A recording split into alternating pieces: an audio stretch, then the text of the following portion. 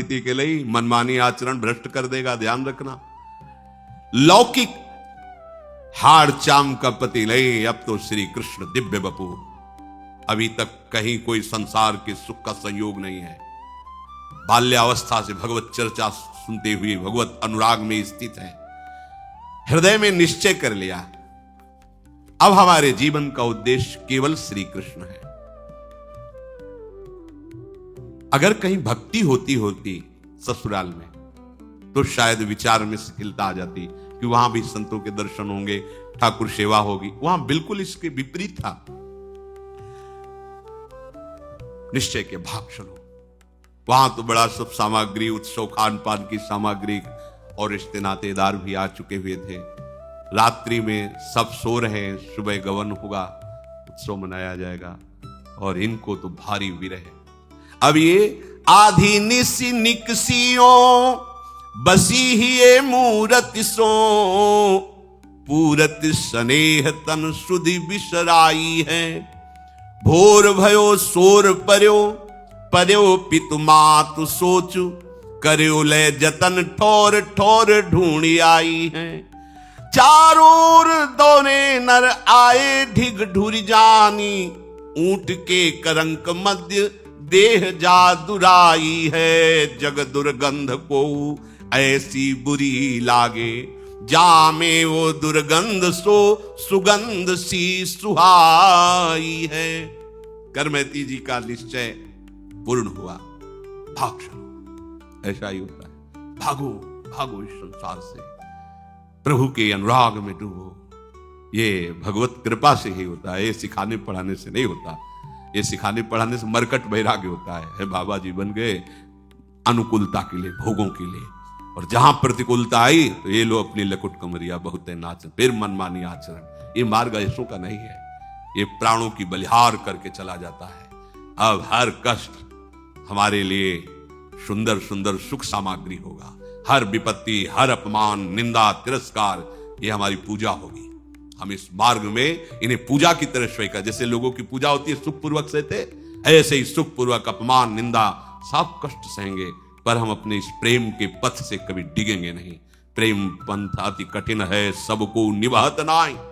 ये सबके बस की बात नहीं, सब कोई कर सकता है, पर भगवद आश्रय और इतना दृढ़ कि बस अभी प्राण चले जाएं तो कोई परवाह नहीं, ऐसी स्थिति। करमैती जी ने देखा कि सब सो गए, आधी रात का समय है। माता पिता को मन से प्रणाम किया और श्री कृष्ण की याद करके आंसू बहाते हुए घर से निकल पड़ी। वाह बहादुर, यह है बहादुर, इससे बहादुरी कहते हैं। पति के मिलन की सुबह वेला है, संसारिक सुखों की भरमार है, क्योंकि राजपुरोहित है, नवीन अवस्था है, स्त्री शरीर है, ये बहादुर चल पड़े। अब तो जो कुछ हो, नंद नंदन के सिवा, प्रभु के सिवा हमारा कोई नहीं। मैं चली री तहां जहां मोहन मुरली, मधुर मधुर धुनी बाजरी। जमुना पुलिन सुभग वृंदावन, मोहन मदन विराजरी। कैसा सुख होता है जब उपासक एकमात्र भगवान का आश्रय लेकर सारे संबंधों को तृण की तरह तोड़कर जब कदम बढ़ाता है। सच्ची सच्ची भगवान ऐसे गोद में ले लेते हैं उसे। केवल भगवान ही उसकी बात को जानते हैं, और वो केवल भगवान की कृपा को ही समझ पाएगा, दूसरा नहीं समझ पाएगा। मैं चली री तहां, कैसा अनुभव हो रहा होगा जब अर्धरात्रि का समय है, सारे संबंधों को तोड़कर अभी तक घर के बाहर नहीं निकली थी, जानती नहीं वृंदावन कहां है, कहां क्या संसार का स्वरूप है। नंद नंदन को हृदय में रखकर चलो वृंदावन। मैं चली री तहां जहां मोहन, वो उपासक कर रहे हैं। उस समय की स्थिति को सोचो जरा, सारे सुख एक तरफ हैं, सारे संबंध एक तरफ हैं, जानती नहीं वृंदावन किस दिशा में है, कहां है, अभी तक बाहर ही नहीं निकली। राजपुरोहित की पुत्री है, अर्थात राजकुमारी की तरह पोषण हुआ है, सारे सुखों को तिलांजलि देकर। हाँ, नारी मुरी घर संपत्ति नासी, मूड मुड़ाए भय सन्यासी, ये तो बात अलग है, विपत्तियां हैं, बड़ी समस्याएं हैं, चलो एक मार्ग है, बाबा जी बन जाते हैं, खाने पीने की मौज रहेगी, कोई मेहनत नहीं करना, बड़ा मस्ती, 4 प्रणाम करेंगे। ये इन पथिकों का मार्ग है जिन्होंने ब्रह्मादिक के भोगों को भी ठुकरा दिया। मृत्यु लोक के भोगों की क्या बात, अपने प्यारे के लिए जिन्होंने जीवन न्यौछावर कर दिया।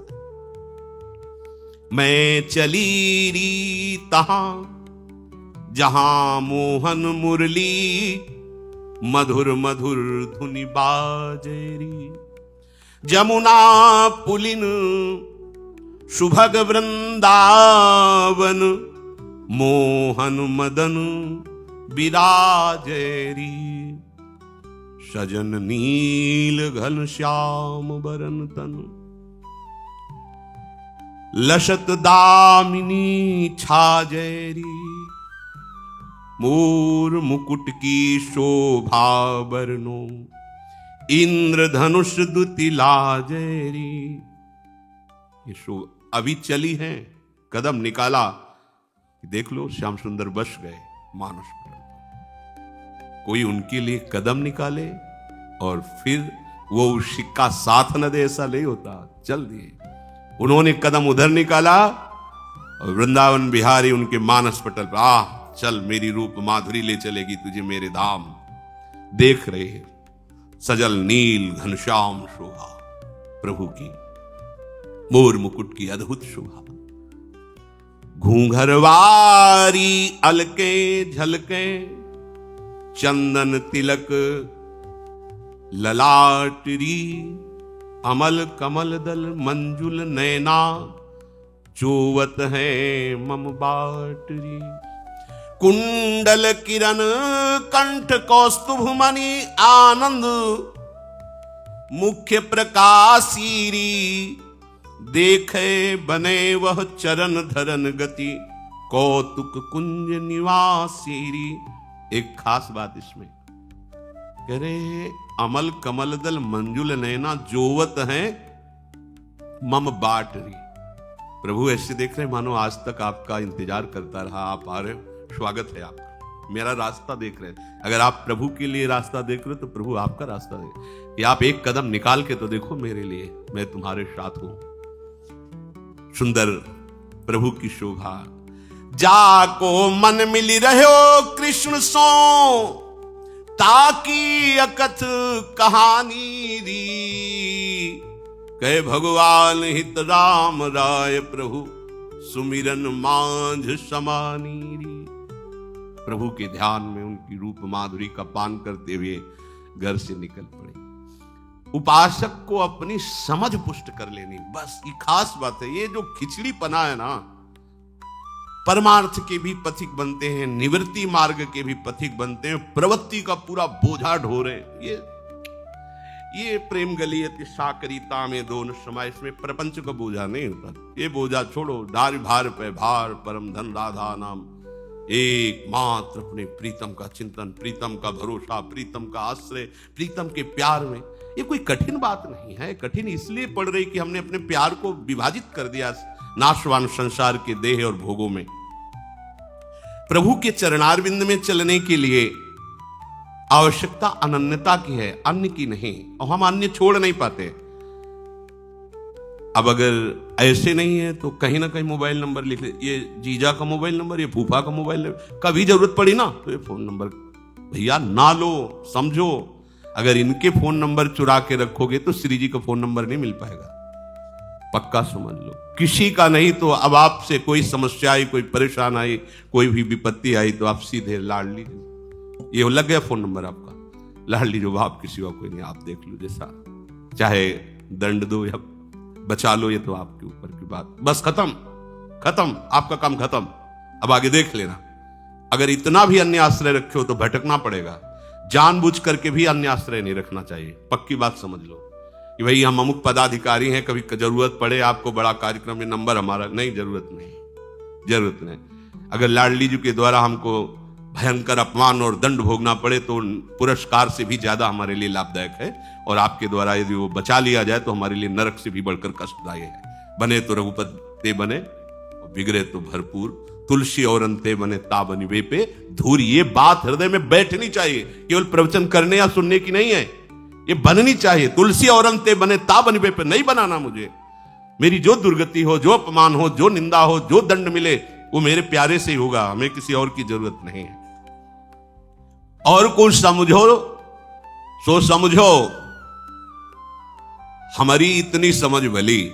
ठाकुर नंद किशोर हमारे ठकुराइन वृषभानु लली, शुभलादि सब सखा श्याम संग श्यामा संग ललितादि अली, ब्रजपुरवास शैल बन बिहरत कुंजन कुंजन रंग रली, इनके लाड़ चाव सेवा सुख भाव बेली रस फलन फली, कहे भगवान हित राम राय प्रभु सबते इनकी कृपा भली। और को समझो सो समझो, हमको इतनी समझ भली। ठाकुर नंद किशोर हमारे ठकुराइन, बस दूसरा संबंध नहीं। श्याम सुंदर की भावना, उनकी मधुर मूर्ति का दर्शन करते हुए आधी रात को घर से निकली। मन में तरह तरह के प्रेम तरंगे उठ रहे हैं। वृंदावन जाऊंगी, प्रभु मिलेंगे, जब मिलेंगे तो दौड़कर उनके गले से लग जाऊंगी। वो जब हमारे गले से लगे, हाँ कितना आनंद अनुभव होगा। अखिल लोक चूड़ामणि भगवान मुझे गले से लगाए, हम उनके चरणों में लिपट जाए। एकदम सामने वो रूप है और ये प्रेम तरंगे, और कदम बाहर निकल। देखो ये किसी साधना से नहीं होता, आश्रय से। एकदम प्रभु के भरोसे कदम निकले तो प्रभु छा गए। ये बात है। ये जो इतने वर्ष हो गए भजन करते हो, हमें अभी भगवान नहीं मिले या आनंद नहीं मिला या हमारी मानसिक दशा नहीं पटली, तुम खुद देखो भरोसा किसका लिए हो? प्रभु को भरोसा लिए हो, अपने शरीर का, अपनी बुद्धि का, अपने आचरण का, अपनी साधना का। तो आओ फिर उसकी कसौटी है, उस पे कसो। और एक भरोसा तो कदम निकालते ही देखो, ऐसा करना नहीं है, इसमें निष्ठा देखिए। चिंतामणि ने तिरस्कार कर दिया, प्रभु के लिए चल पड़े, कोई रास्ता नहीं। कुछ दिन चले, गुरु कृपा हुई, भजन में लगे, फिर एक सुंदर स्त्री दिखाई दी, वैसे ही फिर फंस गए, फिर उसके पीछे पीछे गए। फिर अरे धिक्कार है, नेत्रों को फोड़ लिया। ये अनुकरणी बात नहीं करे, यहां निष्ठा की बात देखनी है।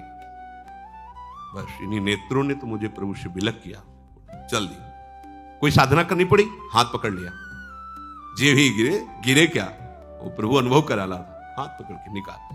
और वो विचार करें, इतना लंबा हाथ किसका हो सकता है जो मुझे कुएं से निकाल ले हाथ पकड़ के? अजान बाहु तो भगवान ही हो सकते। अब वो ऐसे पकड़ने कोई भगवान छुड़ा लिए?